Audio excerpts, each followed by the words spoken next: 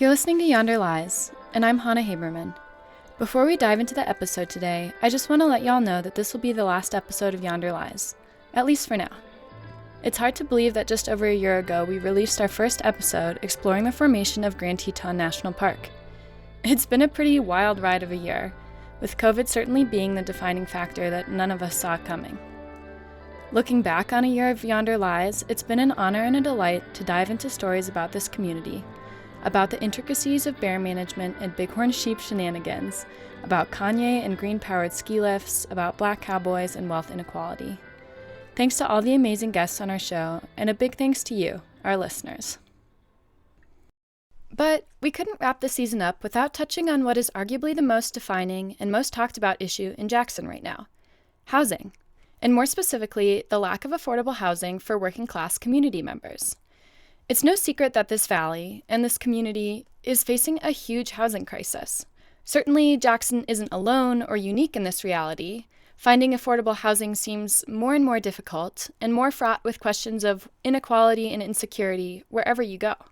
Here, much of our working class is being pushed out of Teton County. More and more people are moving over the pass to Victor or Driggs, or down south of town to Hoback, Alpine, and the surrounding area. As of 2018, the planning department estimated that 41% of the workforce commutes from outside of Teton County. Folks commute anywhere from 20 minutes to an hour or more one way every day, often over a steep mountain pass, to work in Jackson. Or people are just moving away from the area entirely. All the while, multi-million-dollar homes, many of which are second vacation homes, are built and bought at an unsettling pace. It's not as simple as just building more housing units, that's for sure. The balance between Jackson's booming tourism economy and the ability for all community members to access housing, especially those who serve as the backbone of this economy, is, well, not balanced. So why is the working class being pushed out? Why are homes so expensive here? What social, political, and environmental factors have created this perfect storm? And what can the current housing crisis tell us about the future of Jackson? We'll be diving into all that and more on today's episode of Yonder Lies. Let's start by getting a couple of the main factors at play in the housing world here on the table. First, developable land. 97% of the land in Teton County is federally owned public land. Think Grand Teton National Park, the Elk Refuge, Bridger Teton National Forest. That's land that is unbuildable. So we're already dealing with just 3% of the total land in the county as developable. On top of that, a significant amount of private land is preserved due to its role as critical wildlife habitat, in keeping with the strong ethic of conservation that characterizes much of Jackson's land politics. Although zoning has historically discouraged density, that is changing. A few years ago, zoning regulations were updated to increase density. However, this strong ethic of conservation does lead directly into an increase in demand. People are drawn to Jackson precisely because of its natural amenities and wide open spaces. These factors create a housing landscape characterized by low supply and high demand. As if that wasn't complex enough, the job market outmatches available housing units. If you open up the local newspaper, there are always multiple pages of job ads, ranging from well-paying hourly restaurant jobs and bus driver listings and the like, to six-figure nonprofit executive director positions, and everything in between. Finding a job in Jackson isn't the problem. It's finding somewhere to live. Put simply, job growth is unequivocally outpacing housing supply. But the abundance of job opportunities becomes a bit of a moot point when home and property values continue to skyrocket due to external demand. Which brings us to the growth of what most would call unaffordable housing. The multi-million-dollar home scene, and often second home scene, in Jackson. This real estate market is thriving, particularly in the COVID market of 2020. Perhaps unsurprisingly, a tax-free vacation home in a relatively remote location during the pandemic started looking really good to lots of people. According to Jackson Hole Real Estate Associates, total sales in the area for the year of 2020 hit $2.35 billion, with residential sales accounting for more than two-thirds of that. Ted Dawson, from the local branch of Century 21, was interviewed in a News and Guide article and said he encountered shoppers offering $100,000 more than asking prices, and, quote, still, they didn't get it. Overwhelmingly, realtors reflected that the housing boom was driven by those wanting to relocate due to COVID, as well as Wyoming's low taxes. There is, after all, no state income tax here. Jackson, for many, has become a Zoom town, where people with high-paying jobs can work remotely and enjoy natural amenities. Of course, this phenomenon isn't unique to Jackson by any means. Many places with outdoor amenities have experienced similar real estate booms in the last year. In another real estate report, compiled by David Veman of Engel & Volkers, the average price for a single-family house in the area was $3.7 million, a 42% increase since 2019, with the mean sale price at $2.5 million. Here's an especially startling paragraph from the report's website. Quote, "The under $1 million market continues to slip away, representing only 13% of all home sales in 2020. Current inventory represents 0 homes in this price range, with only 3 currently listed for under $2 million. This segment continues to reflect brisk activity and the ever-intensifying appetite for properties priced below $1 million." End quote. These real estate trends contrast to the experiences of the many members of this community that prop up the economy. The cooks, dishwashers, housekeepers, nurses, teachers. The bottom line is clear. It's becoming harder and harder for anyone who's not laying down millions of dollars to buy a home or even rent in the town of Jackson. Arguably, no one has a better big-picture understanding of the challenges and nuances of affordable housing here more than April Norton, the director of the Jackson-Teton County Affordable Housing Department. To Norton, it's impossible to ignore the pattern of housing becoming less and less accessible to working-class families over time. You think about Cottonwood, for example. I was going through some old files that the History Museum had, and they had these old newspapers from when Cottonwood was first being platted. They were selling homes for $80,000. That was in 1984.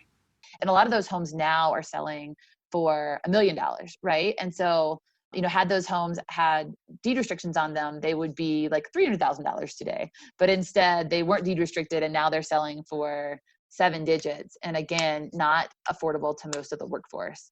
So what we've seen is these neighborhoods that were intended to be workforce neighborhoods have really started to switch over to that higher end workforce sort of family or second homes.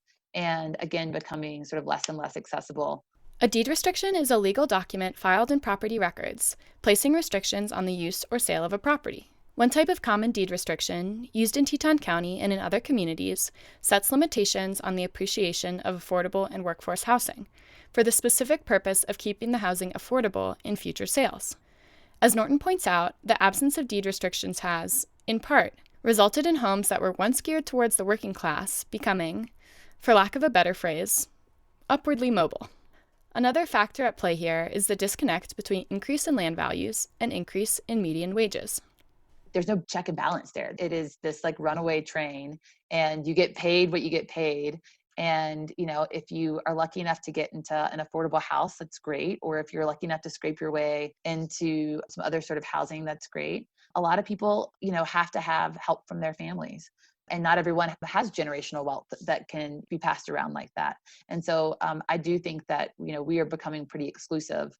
We are becoming more and more exclusive and at a faster rate than we have been in the past. And it's not something we can build our way out of because we can't keep up and we don't have enough land. It is something that's going to be a challenge, I think, always. With the average house value continuing to increase, the range of community members who might be in need of affordable housing has correspondingly increased. The Jackson-Teton County's affordable housing program was originally broken into 2 income brackets, 0 to 80% of the median family income and 80 to 120% of the median family income. But in an effort to more fully recognize the differences in that lower income range, the program is now broken into 3 income brackets, 0 to 50, 50 to 80, and 80 to 120% of median family income. Median family income is dictated by the U.S. Department of Housing and Urban Development and varies based on the number of people in a household. But the current median family income for a family of 4 in Teton County is $110,700. A few years ago, the Affordable Housing Program also started a workforce housing program for people who make more than 120% of the median family income, but still are unable to afford a market home. So the program has expanded to try and serve the really wide range of housing needs that exist in the Jackson community, and it really does serve a significant percentage of the community. We see all sorts of people applying for our housing. We require people to fill out the intake form, is what we call it, before they can apply for our housing. I think the last time I looked at that, we had close to 1,600 households, represented over 3,000 people, which is more than 10% of our population. The large majority of those households earn less than 80% of median family income. And most of them were 1 and 2 person households. And that's probably because people who move here either choose to not have children or they don't have them until later in life, or people who do decide to finally have a family move away because of the expense of trying to pay for childcare and housing and food and all the things. And it just gets too hard. While the affordable housing programs assist in the purchasing of homes, they also help those who are trying to rent. However, renting comes with its own set of unique challenges. I think the hardest part about being a renter is first last deposit. I mean, when you go to a family, and especially a low-income family, and say you need to have $6,000 to $8,000 today to get into this place, that is certainly a challenge. So I think having the money up front is hard. Depending on your documentation status, it's much harder for families that are undocumented. What we're seeing, I'm scared to call it a trend, but it's something that we're definitely seeing, where landlords are raising their rent considerably because of the external demand from people sort of fleeing urban centers right now amidst the pandemic. And who knows if that will stay or not, but that's certainly an issue. Norton emphasized some of the characteristics of the housing landscape that we mentioned at the top of the show. Scarcity of houses on the market, but also the reality that lots of houses are being sold before they ever even hit the public market. There's also just a dearth of product that's available. You know, I laughed. I saw one of the realtors sent out like an alert the other day, and it was like, we've had our lowest inventory in 20 years, and this is only like our 3rd alert we've ever sent out. And, you know, if you want to sell your home, now is the time. I mean, it really speaks to like, there's nothing for sale. And I mean, I was telling someone today, I said, I heard of 3 homes that are going up for sale, but none of them are hitting the market. It's just all word of mouth. You know, I have a friend who sold a house via text. Like it's nuts. I think that's the other challenge, is that when you are, particularly somebody who's in the working class, you're going to have to get a mortgage. You know, it takes a little bit longer. You're not a cash buyer. You're competing against people who just have their buying power is such that it's not really a competition, right? Of course, the cost of living in Jackson is steep, far beyond the cost of renting or buying a home. Norton referenced a statistic from a recent child care needs assessment completed in 2020, which found that local families, on average, are spending 15% of their income on child care. This is more than twice the U.S. Department of Health and Human Services recommendation that child care is considered affordable if it costs families no more than 7% of their income. So, what is the community doing to try to deal with this housing squeeze? Coming up next, we'll hear from one local organization working to be a voice for affordable housing in Jackson.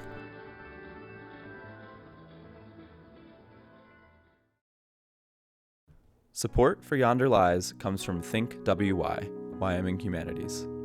Wyoming Humanities supports programs, grants, and initiatives in Teton County and across Wyoming that explore history, culture, and the human experience. To learn more about the Wyoming Humanities Council, visit thinkwy.org. Again, that's thinkwy.org. Support for Yonder Lies comes from Wildlife Expeditions of Teton Science Schools. For over 20 years, Wildlife Expeditions has been leading educational wildlife tours in Jackson Hole, Grand Teton, and Yellowstone National Parks.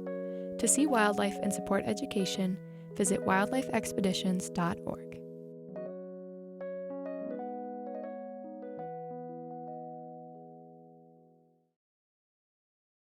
I'm Skye Schell. I'm one of the board members and founders of ShelterJH.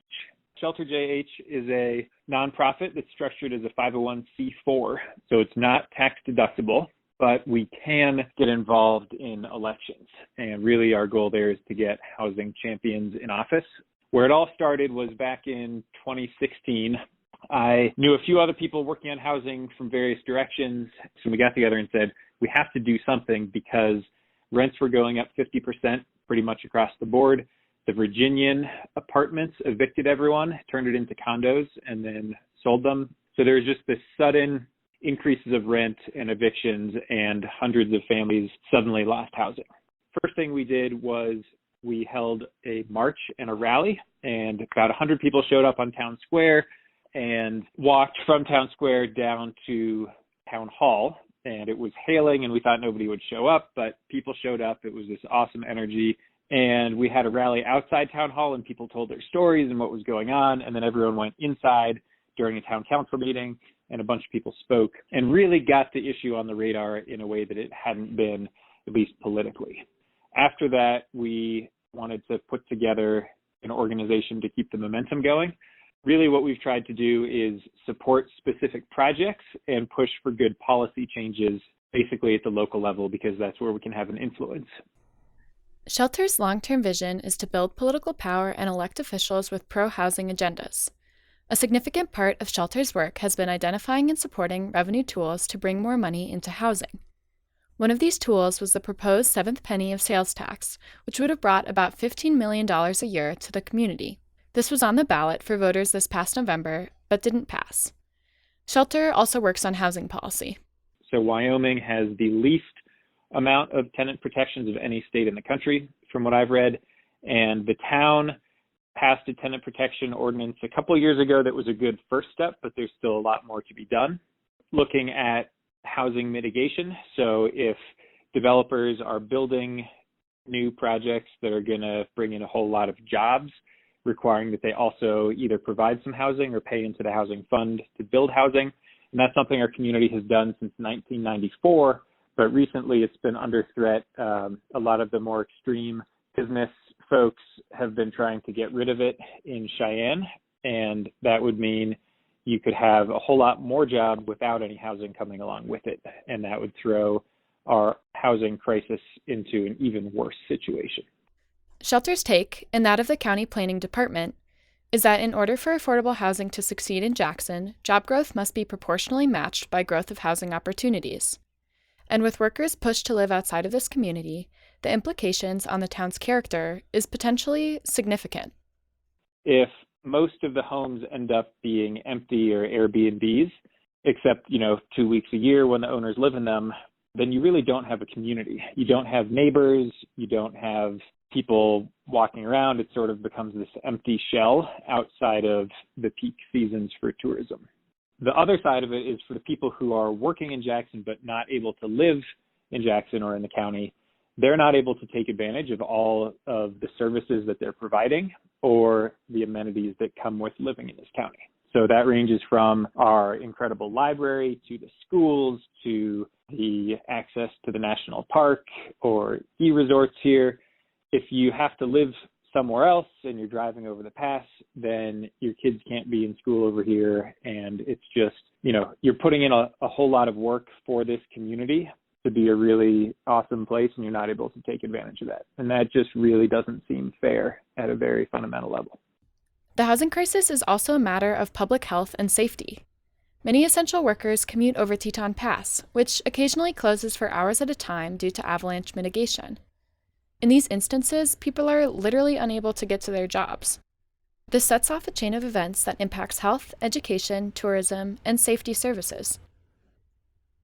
If cops and nurses and doctors all have to live over the pass and the pass closes, then what happens? And we had a taste of that, I think, back in February 2017, when the pass and the canyon were closed for almost a week and the power lines were down to the village. And I think that was a good wake-up call that we're really not an island. We can't just ship all of our labor in from somewhere else. We have to make this community work for everybody. And that's really our goal at Shelter, is anyone who works here can choose to live here. Not everyone's going to want to live here, and that's fine. Not everyone has to live here. But if someone's working here and they want to live here, we want there to be a path so they have that opportunity. If housing is already an issue in our community, what might housing look like in 20 or 50 years down the road?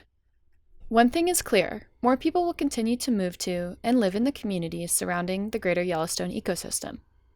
An article in the Bozeman publication Mountain Journal titled "Unnatural Disaster: Will America's Most Iconic Wild Ecosystem Be Lost to a Tidal Wave of People?" predicts that this region will grow exponentially. The article projects that, by 2065, the corridor running from Idaho Falls to Driggs and Jackson and over to Star Valley and Pinedale will have a sprawling population equivalent to the size of Salt Lake City. Which points to something important. Housing insecurity in Jackson creates sizable ripples onto the housing markets and characters of the neighboring communities. Our towns and our capacity to thrive are much more interconnected than is often recognized. In the years to come, politicians, city planners, and community members will have to navigate the challenges sure to come with continued growth and demand.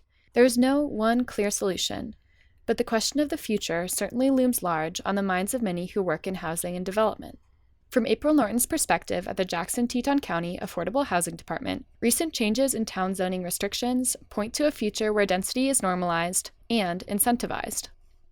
So a couple years ago, we updated our zoning in town to allow for more density as long as the units are deed restricted for the workforce. We also upzoned several sort of what we called like transitional areas in town. So not the stable neighborhoods like East Jackson, but like more of like Central Jackson and West Jackson. And we put in minimum densities there. So that was something that was like a national conversation maybe a year ago. I think Minneapolis passed something like that. Portland did too. Well, Jackson did a year before they did, right? And so we have these minimum densities in town. And we are starting to see some of those new zoning tools getting used. You know, we have incentive tools, certainly for density bonuses for affordable housing. To Norton, part of the answer about the future of housing lies in infill housing. Infill housing adds additional housing units into already approved subdivisions and neighborhoods. Norton believes infill helps preserve the integrity of the surrounding ecosystem, while also providing much-needed housing opportunities for a rapidly growing population. And I think that makes for a vibrant community. It keeps people close, it keeps people out of their cars, and it allows for open spaces, for scenic vistas, migration corridors, hopefully healthier water systems. And so in my mind, in 20 years, if I could wave my magic wand, we would infill the heck out of town and we would keep the county very rural. I think with infill comes affordability through certainly utilizing our density bonuses and putting deed restrictions on those units. I also think just through product type. And so, my hope is that we will sort of double down on that infill vision. But we'll see. I mean, that's obviously a political decision, and I'm not a politician, so. Schell of ShelterJH believes that upwards of 3,000 units need to be built in the next 20 years to catch up with past deficits and meet projected housing demands. Tackling the problem seems possible, but it will take major investments of time, money, and political will. The things that have to happen are more density in our existing urban areas, and people accepting change in their neighborhoods, which is always difficult, and funding, whether that's bringing back the seventh penny of sales tax, or the town council is looking at a property tax, or the state could do a real estate transfer tax. Any of those options would bring in some funding. I think the other forces we're looking at, conservation is a good one. My day job is working for conservation, and I've seen just in many different parts of the country, you can absolutely do affordable housing and conservation together. If you build the housing inside existing developed areas, it has no negative impact on conservation and could have a positive impact on habitat and open space and water quality and all of the rest if you're building in town instead of outside of town. It seems like the needs of affordable housing could be aligned with local conservation ethics. But what about the very real pressures of tourism and development? The other real pressure is coming from development and growth, whether that's tourism or second home building or the growth of all of those industries. That, I think, is a lot harder because building affordable housing and doing conservation both cut against the profit motive and the return on investment. So it's hard to make affordable housing work just, having a free market provide it. Basically, it doesn't work pretty much anywhere in America. But there are ways where if you can increase the zoning enough, relax parking regulations enough, provide those incentives, in theory, you should be able to make it work. And I would say the town has tried and put in some pretty innovative zoning tools. What I'm hearing is they're not really working. So maybe the town needs to try again. But in the end, I think some combination of having money coming in, public sources of money, and setting up the zoning to really encourage affordable housing and discourage the things that are going to work against that. So, instead of just hitting the gas on commercial growth, let's hit the gas on affordable housing instead. So I think there's a way to make it all work. It's really hard. The devil's in the details, but there's a lot of good people in this community who are trying. So that gives me hope. Thinking about the future of housing can feel daunting. But, like Schell said, there's hope to be found in what community members are currently doing to address local housing issues. Take, for example, Town Ordinance 473. 473 was instituted in the 90s and mandates that no more than 3 unrelated people live in a single-family home at once. 473 is actually a revision of an earlier ordinance that prohibited more than 5 unrelated people from living together. The revision was driven by community members who were concerned that Jackson was expanding too quickly. They wanted to maintain the rural, family-oriented culture that had been the predominant norm. There have been efforts to repeal 473 in the past. In 2017, ShelterJH started a petition to repeal the ordinance, but concerns over conflicts with parking regulations halted the process. However, repealing 473 has been back in the news recently, propelled by the energy of a group of young activists from the Conservation Leadership Institute. The Conservation Leadership Institute is a semester-long program run by the Jackson Hole Conservation Alliance, which focuses on grassroots organizing and creating change on a local level. Kelsey Yarzarb was part of a group focused on housing issues this fall. The group initially planned to target the Gill proposal, but after the proposal was postponed, they turned their attention to a more short-term goal, Town Ordinance 473. My name is Kelsey. I currently work at the resort, and I also work at Skye. I had remembered hearing about this erroneous rule, and I was like, that's ridiculous. Like, there are so many houses in the town limits that could easily house, huge numbers of people for probably relatively cheap. And the fact that we simply don't allow that to even be a possibility was just ridiculous to me. So I was like, let me figure out what this ordinance is, where it comes from, how it came to be, and see if there's anything we can do about it. And to me, and I think to our whole housing team, it was really common sense. It was like, this is dumb. But more than that, it's harmful. It poses a threat to our community, especially to people with different immigration statuses, people who don't speak English as their first language, people who are in much more precarious positions than many of us are, even though we do face very real housing challenges. We all face housing challenges in this town. The fears that I had initially thought of were, okay, this can be used by a landlord as a bargaining chip or a leveraging piece to coerce their tenants into paying more rent or doing something, shady or gray, or, threatening your neighbors with calling the police because you have 4 people in a house together. That, to me, goes against the community character of Jackson.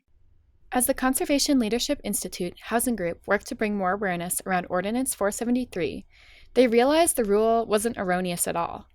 It had serious impacts on the lives of community members.